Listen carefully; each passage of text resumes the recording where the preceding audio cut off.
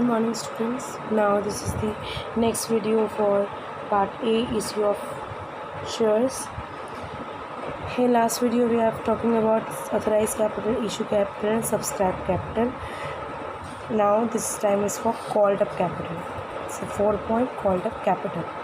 Only a part of a face value of a share may be called by the director from the shareholder. For example, if director call at the rate of rupees 60 per share on 12,000 share at the rupees 100 each, तो called up value कितनी हो जाएगी 7,20,000। कैसे कि 7,20,000 हुआ, इसे हम called up कहेंगे। तो ये रिमेनिंग जो है 20% से कहते हैं अनकॉल्ड। अब इस पर बात करते हैं कि 7,20,000 कैसे हो गया।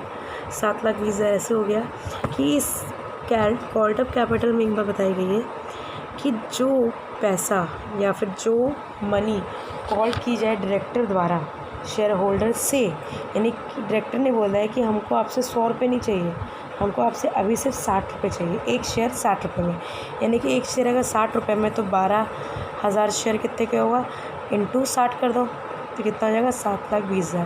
That is called as called up. Called मतलब क्या होता है, कॉल्ड मतलब कि बुलाना। तो डायरेक्टर ने बुलाया है किसको, शेयर होल्डर्स को, कि आप हमारी कंपनी में अभी 100 की बजाय, यानी एक शेयर की वैल्यू कितनी है 100 है, मगर अभी 100 ना देके आप 60 रुपये दीजिए हमको। और कितने शेयर होल्डर्स हैं, 12,000 शेयर्स हैं, यानी 12,000 शेयर होल्डर्स भी होंगे। तो 12,000 शेयर्स हैं, तो 12,000 शेयर्स में से सिर्फ 60 रुपये ही कॉल्ड अप किया है डायरेक्टर्स ने। तो 12,000 इंटू 60 इज इक्वल टू 7,20,000। और बाकी जो 100 में से 60 अगर कॉल्ड किया है तो बाकी 40 के अनकॉल्ड, यानी कि इनको हमने कॉल नहीं किया, तो 12,000 का 40% हो गया अनकॉल्ड। ओके, कॉल्ड मतलब होता है किसी को बुलाना।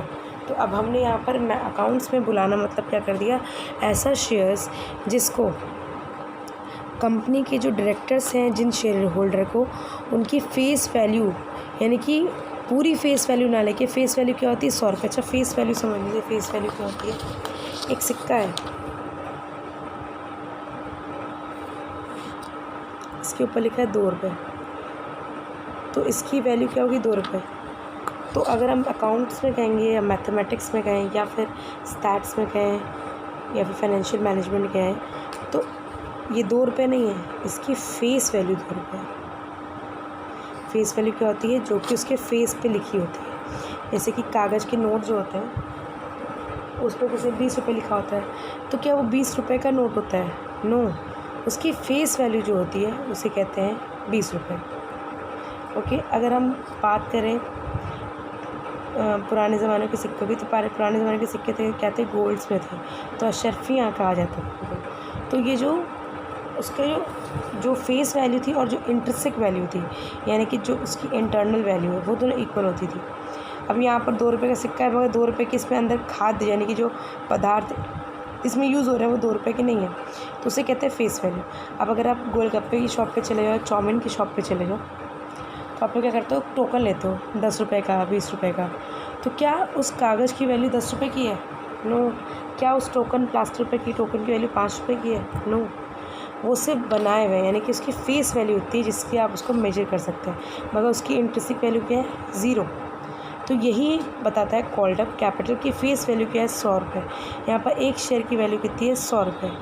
तो जो डायरेक्टर हैं, यानी कि कंपनी के डायरेक्टर ने सिर्फ पार्ट ऑफ फेस वैल्यू मांगा है, यानी फेस वैल्यू है 100 रुपये का, मगर उसका पार्ट, यानी कि उससे बोला कि तुम 100 ना देके 60 रुपये मुझे दो। तो डायरेक्टर ने अगर ऐसा बोला है, तो director is the owner of the company.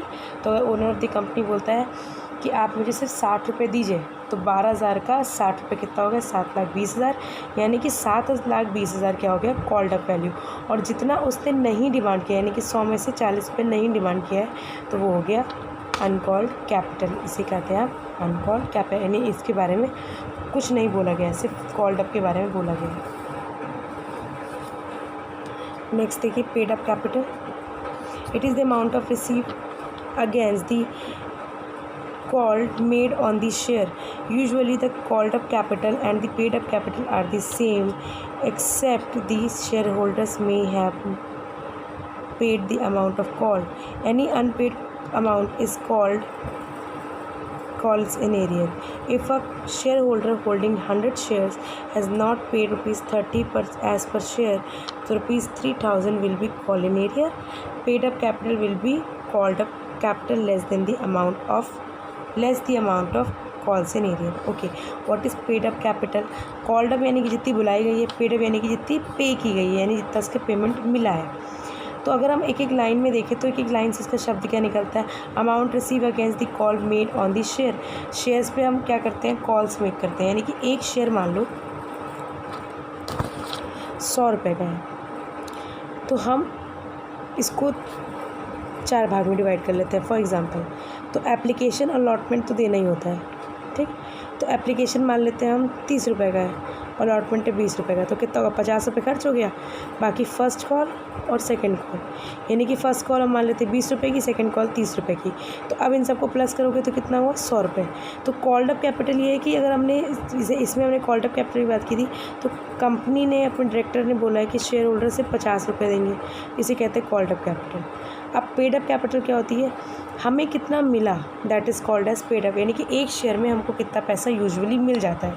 तो the amount receive against the call made on the shares, जो हमने कॉल्स मेक किए, यानी कि मान लो हमने फर्स्ट कॉल तक मेक किया है, तो 1 2 3, यानी कि यहाँ 3 2 5 7 70 रुपये हमने डिमांड किए.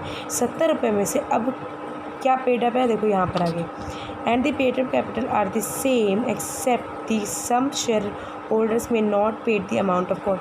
सारे शेयर होल्डर, तो एक ही शेयर होल्डर तो होता नहीं है, बहुत सारे शेयर होल्डर होते हैं. कुछ शेयर होल्डर्स होते हैं सारा पैसा दे देते हैं, कुछ शेयर होल्डर्स होते हैं जहाँ पर किसी अनसफिशिएंट फंड या फिर किसी वजह से उनको पैसा नहीं दे पाते हैं. तो वहाँ पर क्या होता है?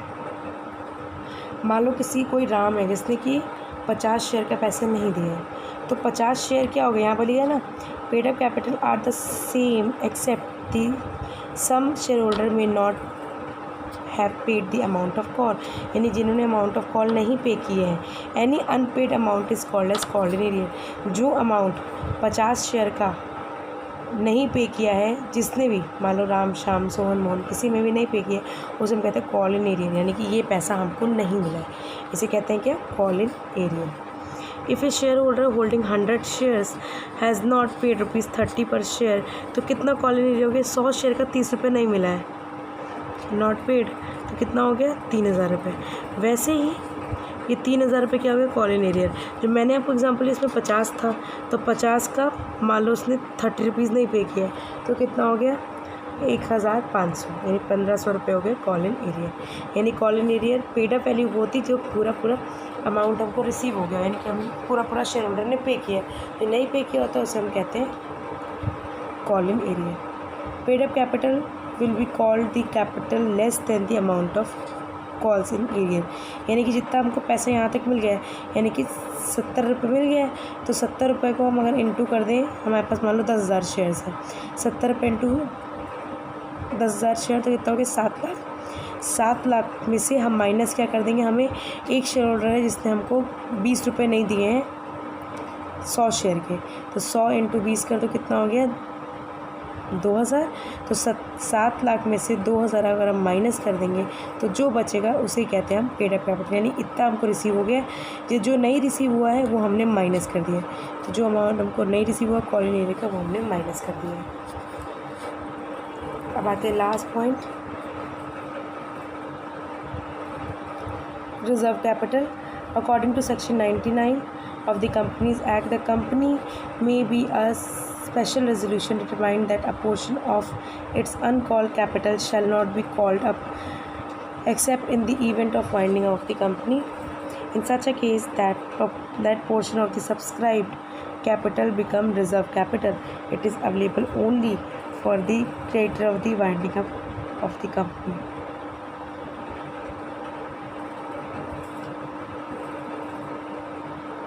ओके, अकॉर्डिंग टू सेक्शन 99 ये बता रहे हैं कि कंपनीज एक्ट ने क्या बोला है. कंपनी ने एक स्पेशल रेजोल्यूशन पास की है जिसमें से जो भी उनकी अनकॉल्ड, यानी कि यहाँ से जो भी आपकी अनकॉल्ड कैपिटल होगी, यहाँ से आप कॉल कर सकते हैं, accept in the time of winding up. अच्छा, ये बता रहा है कि अगर कोई अनकॉल्ड कैपिटल है उसको आप कॉल्ड नहीं कर सकते हैं जब तक कि वाइंड अप नहीं होता. यानी कि अनकॉल्ड कैपिटल वही कैपिटल होती है जिसको हमने कॉल्ड ना किया हो. तो ये बता रहा है कि अगर आपके पास कोई भी अनकॉल्ड कैपिटल है जिसको आप कॉल्ड नहीं किया है, तो आप वाइंडिंग अप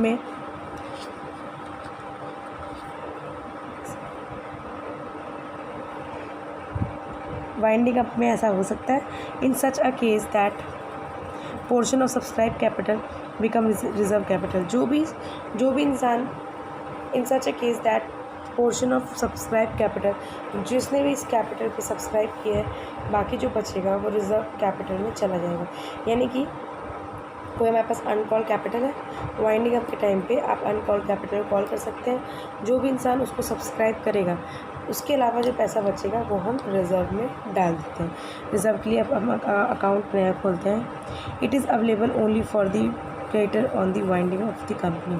ये सिर्फ फैसिलिटी अवेलेबल किसको है? जो क्रेडिटर हैं कंपनी के at the time of winding up, जब हम कंपनी को बंद करना चाह रहे होते हैं। Now this is the balance sheet, आप इसको देख लीजिए। ये आपने क्लास 11th में पढ़ी हुई है। Share holders fund, share capital, reserve share capital, money receive again the share warrant, ये आपको ध्यान से याद करना पड़ेगा। इवन तो आप अगर अभी तैयार कर लेंगे तो आपको जब कैश फ्लो स्टेटमेंट पढ़ेंगे तो आपको ईजी हो जाएगी। फिर notes to account, share capital, authorise capital, कितनी ऑथराइज कैपिटल यहाँ पर मेंशन, यहाँ पर नंबर ऑफ होगा, यहाँ पर अमाउंट रहेगा उसका। फिर इसमें इक्विटी कितनी है यहाँ पर लिख देंगे। मान लो 500 इक्विटी, 1000 प्रेफरेंस है, तो यहाँ पर आप मेंशन करेंगे उनके रेट के साथ। इशूड कैपिटल कितनी उनमें से इशू हो रही है, सब क्वेश्चन में आपको दिया रहता है। कितनी इशू होगी इक्विटी, कितना होगा इशू प्रेफरेंशियल शेयर, कितना पब्लिक को आप इनवाइट कर रहे हो सब्सक्राइब करने के लिए, तो इक्विटी और प्रेफरेंस आप लिख देंगे। Of the above shares, share are allotted as fully paid up pursuant to the contract without paying being receive in cash. फिर आते हैं subscribe but not fully paid, ऐसा कोई कैपिटल जो कि हमको पेमेंट नहीं हुई हो। जैसे मैंने कहा ना कॉल्ड अप वाला, तो अगर मान लीजिए कोई शेयर है, उसका 100 शेयर है, उसका इतना रुपये है, तो कितना हुआ टोटल प्लस करके आप यहाँ पर लिख देंगे। लेस कॉल इन एरियर, जो भी कॉल इन एरियर है यहाँ पर लिख के माइनस कर देंगे। Director office of the company. अब देखिए कैपिटल रिजर्व क्या होता है कि शॉर्ट टर्म एक नंबर के हिसाब से भी और थ्योरी के हिसाब से बहुत ही इम्पॉर्टेंट है। Share capital, share capital are those capital reserve which are created out of the capital profit.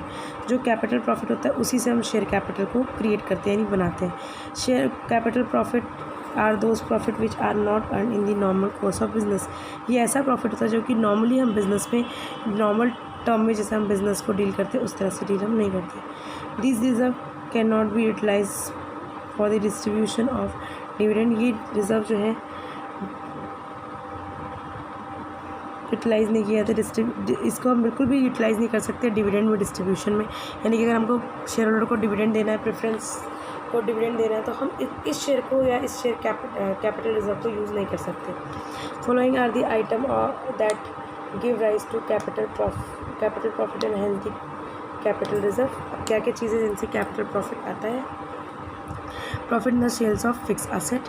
Fix asset जब होता है, बेचा जाता है, उस पर कोई प्रॉफिट होता है तो फिक्स एसेट का, तो वो कैपिटल रिजर्व में आता है। रिवैल्यूएशन ऑफ फिक्स एसेट, उसमें कोई प्रॉफिट होता है तो कैपिटल रिजर्व में आता है। Premium on issue of share and debenture, अगर प्रीमियम होता है इशू शेयर और डिवेंचर के टाइम पे तो कैपिटल रिजर्व होता है। Profit on redemption of debenture, अगर डिवेंचर रिडीम हुआ है तो कोई प्रॉफिट होता है तो कैपिटल रिजर्व है। Profit earn by a company prior to its incorporation, अगर कंपनी में कोई इनकॉर्पोरेशन पहले कोई प्रॉफिट हुआ, यानी कि स्टार्ट होने से पहले कोई प्रॉफिट हुआ, that is also capital reserve. Profit on forfeiture and re issue of shares, कहीं पर आपने फोरफीचर किया या री इशू किया है शेयर्स का तो आपको प्रॉफिट होता है, that is also capital reserve. ये टेक्निकल वर्ड इसमें आपको ये समझ में आ जाएगा, ये आ जाएगा, ये आ जाएगा। रिडम्पशन नहीं आएगा, ओनली बिकॉज आपने अभी रिडम्पशन चैप्टर नहीं पढ़ा है। अनफॉर्चुनेटली रिडम्पशन इस बार हट भी गया, मगर थोड़ा मोड़ा पोर्शन डिवेंचर्स में है तो हम उसे कवर करेंगे। ये आपने 11th में पढ़ा कि कंपनी का इनकॉर्पोरेशन होता है, उसके प्रायर प्रॉफिट और फोरफीचर री इशू, ये हम इस पूरे चैप्टर में पढ़ेंगे। तो ये जो चैप्टर है कैपिटल रिजर्व जो टॉपिक है, ये मेनली आपको थ्योरेटिकली वाइज तैयार करना है। आगे प्रैक्टिकल में आपको थोड़ा सा इसके बारे में ज़्यादा नॉलेज होगी practically. Capital reserve are also shown in the liability side of the balance sheet under the head of reserve and capital. जो हमने रिजर्व सरप्लस और रिजर्व पढ़ा, इसके हेड में आता है कैपिटल रिजर्व। ठीक है। तो ये आज की वीडियो हो गई। Thank you so much.